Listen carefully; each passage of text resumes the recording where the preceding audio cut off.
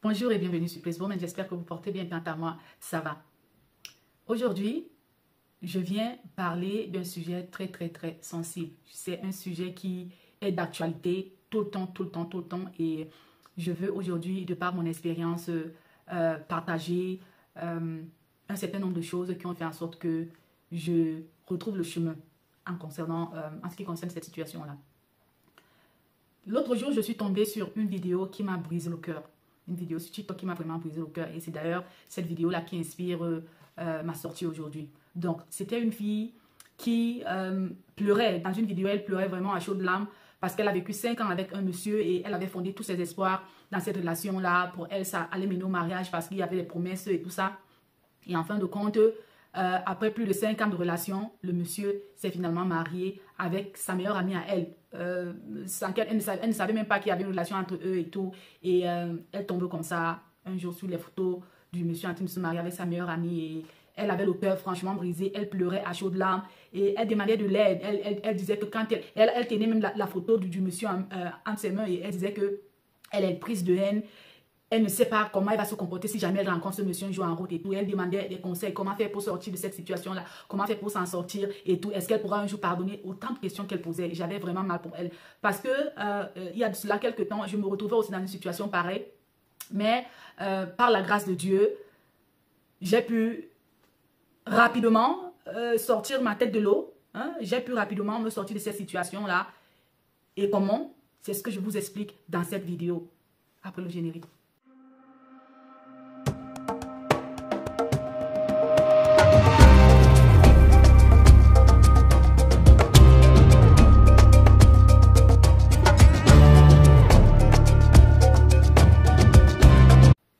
Bonjour encore et bienvenue sur Place Woman.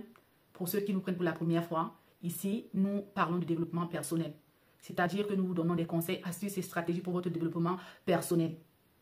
Et nous nous basons pour le faire sur des enseignements et principes bibliques, sur les conseils des experts en la matière et même sur les modèles de réussite féminins. Nous ne faisons pas que dans ça, nous parlons aussi de religion, de spiritualité, nous parlons de faits divers, nous parlons de business, nous parlons de fashion et beauté. Et pour celles qui nous suivent déjà depuis quelque temps, j'ai fait des vidéos en ce qui concerne le côté beauté et tout. J'ai fait des vidéos dernièrement sur les cosmétiques et ce qu'on peut utiliser pour nous embellir la peau et tout ça. Et qui m'a d'ailleurs valu beaucoup de vues. Merci. Et à tous celles qui se sont abonnés par rapport à ça, je vous dis merci déjà en passant. Et nous faisons aussi dans les dons et charités, nous faisons des collectes de fonds pour venir en aide aux enfants, aux orphelins et à des personnes qui sont dans le besoin tout simplement. Voilà. Donc pour revenir à nos moutons, comme je disais, il faudrait que, surtout parce que ici je vais appréhender ce sujet dans le côté chrétien, donc en parlant de la spiritualité. Parce que souvenez-vous ici, comme j'ai dit, on donne des enseignements et des conseils en fonction des enseignements et principes bibliques qui consortent. Donc c'est sur ça que je vais fonder mon propos aujourd'hui. Donc vous savez, ça fait très mal quand on se retrouve dans des situations pareilles. Et je sais que pour celles qui me suivent, certaines parmi vous sont déjà passées par là. Et je ne souhaite même pas d'ailleurs que celles qui n'est pas encore passées par là, que ça vous arrive. Parce que c'est vraiment un endroit dans lequel vous ne devez pas vous retrouver, franchement. Mais je partage mon expérience. Quand tu te retrouves dans une situation pareille où tu as le cœur brisé, tu ne sais pas comment commencer, par où, et surtout, quand tu combats avec l'esprit de haine. Parce que, vous savez, il y a beaucoup d'enseignements là-dehors. Comment rebondir d'une rupture amoureuse, comment s'en sortir après une rupture amoureuse. Beaucoup de leçons et de conseils, de bons conseils qu'il y a là-dehors et tout. Mais moi, je pense que quand il y a rupture amoureuse, ce n'est même pas ça le véritable problème. Le véritable problème, c'est ce sentiment de haine-là qui naît en nous. Comme le sentiment, comme l'amour. L'amour, c'est un sentiment. Comme l'amour, déjà que quand on parle de sentiment, c'est un peu plus du côté mondain qu'on parle de sentiment. Parce que moi, ici, j'aime me référer aux esprits. Vous comprendrez pourquoi quand je vais continuer de développer. Mais on reste d'abord dans le volet sentiment. Comme l'amour naît, c'est un sentiment qui naît quand tu rencontres quelqu'un et tout. De la même façon, la haine naît naturellement comme l'amour quand il y a une séparation. Et c'est ce sentiment-là qui vous ronge, qui fait en sorte que vous avez l'impression de ne pas pouvoir avancer. Vous avez l'impression de ne pas pouvoir vivre sans cette personne-là. Parce que vous avez tellement mal pour vous, on vous a tellement fait du mal que vous ne voyez pas comment est-ce que, vous ne pouvez même pas imaginer comment est-ce que cette personne-là a pu vous faire du mal et tout. Et dans le cœur, il y a ce sentiment de haine-là qui naît naturellement et tout. Et moi, je reviens, comme je disais, dans le côté spirituel, pour moi, j'aime définir ça comme des esprits. Souvenez-vous qu'en tant que chrétien, on sait que l'amour, c'est une personne. L'amour, c'est une personne. C'est une personne qui a donné sa vie pour nous, pour que nous soyons là. Jésus, hein, Jésus-Christ de Nazareth qui a donné sa vie. D'autres l'appellent Yehoshua. Voilà. Donc, l'amour, c'est une personne. C'est une personne qui est en même temps personne et qui est en même temps esprit. Hein, quand il est venu dans le monde pour vivre en tant qu'humain et tout, pour porter nos peines et tout ça, il était homme. Maintenant, quand il est reparti, il est revenu en tant qu'esprit. Donc, c'est pour ça que je parle des esprits ici. L'amour, c'est un esprit. Tant l'amour est un esprit, c'est comme ça que la haine, c'est un esprit. Maintenant, la haine, ce n'est pas... L'esprit de haine ne vient pas de Dieu, vous vous doutez bien évidemment. L'esprit de haine vient du mal. Ça vient du diable parce que ce sont des outils que le diable utilise pour vous détruire. Parce que souvenez-vous que le diable est contre l'amour. Tout ce qui est amour fait grandir, tout ce qui est amour apporte une certaine création, tout ce qui est amour apporte de la procréation et tout ça. Et le diable est contre tout ça. Donc, ça fait que c'est cet esprit-là qui vous envahit et qui fait en sorte que vous avez l'impression qu'il faut que vous tuez la personne. Vous avez l'impression que si vous voyez la personne, vous rencontrez la personne, vous allez déchirer la personne. Vous avez l'impression que, en fait, que vous ne pouvez même pas respirer à un moment donné. Donc, comment combattre cet esprit-là qui vous bloque? Premièrement, ce que vous devez faire, c'est franchement couper le contact. Couper le contact avec cette personne. Couper complètement. Quand je dis couper le contact, ça veut dire que tout ce qui va vous rappeler cette personne-là, débarrassez-vous de ces choses-là. Vous pouvez, je ne sais pas, les photos, des vidéos, des moments que vous avez passés ensemble et tout, essayez de les ranger quelque part, je ne sais pas, dans une clé USB si vous ne pouvez même pas, je ne sais pas, les détruire complètement parce que moi, ce que je fais, hein, franchement, j'efface toutes ces mémoires-là, tout ce qui me rappelle la personne, j'efface parce que je pense que si la personne est sortie de ma vie, la personne n'en fait pas partie, la personne n'avait même pas besoin d'en faire partie, la personne ne devrait même pas faire partie. Pourquoi est-ce que je vais garder même ces souvenirs-là et tout? Pour moi, j'efface tout. Mais bon, tout le monde n'est pas moi. Je dis, parce que beaucoup vont dire non, si l'amour, ce n'est pas la guerre, l'amour, ce n'est pas la guerre. Vous ne savez même pas de quoi vous parlez parce que quand il y a la haine peut vous pousser à faire des choses même que vous ne pouvez même pas vous imaginer. L'esprit de haine peut vous pousser à aller jusqu'à tuer la personne. C'est pour ça que vous voyez qu'il y a des empoisonnements, il y a des ensorcellements et tout ça. Donc, du coup, tout ce que vous avez comme souvenir de la personne et tout, rangez. Si vous ne pouvez pas effacer ou détruire complètement, rangez-les dans une clé USB et débarrassez-vous. Débarrassez-vous. Et si la personne vous suit sur les réseaux sociaux et tout, franchement, bloquez. Et même tout ce qui, si vous avez des amis en commun et tout, si vous pouvez à un moment donné, vous retirer de ces amis-là, vous éloigner de ces amis-là, de sorte que vous ne vous retrouvez pas dans une situation qui va vous... ramener ces souvenirs-là dans la tête ou bien que vous ne vous retrouvez pas dans un endroit où des personnes vont vous rappeler cette personne-là et tout, vous pouvez couper le contact avec ces personnes-là ou alors prendre tout simplement du recul jusqu'à ce que vous guérissiez avant de revenir avec ces personnes-là. La deuxième chose que vous devez faire, pardonnez-vous à vous-même. Oui, parce que parfois, on a vu des signes et on a laissé passer se disant que non, peut-être qu'on se fait seulement des idées, non, peut-être que ça va aller, non, peut-être que, pardonnez-vous. Parce que la vérité, c'est que une personne qui veut finir sa vie avec vous ou bien une personne qui veut vous épouser ne va pas prendre 5 ans de votre vie pour pouvoir le faire. En réalité, vous pouvez même demander aux hommes, ils vous diront, un homme qui veut vivre avec vous, un homme qui vous aime de sorte qu'il veut faire de vous sa femme, n'a pas besoin même de mois. N'a pas besoin de mois pour savoir s'il veut vous épouser ou pas. En réalité.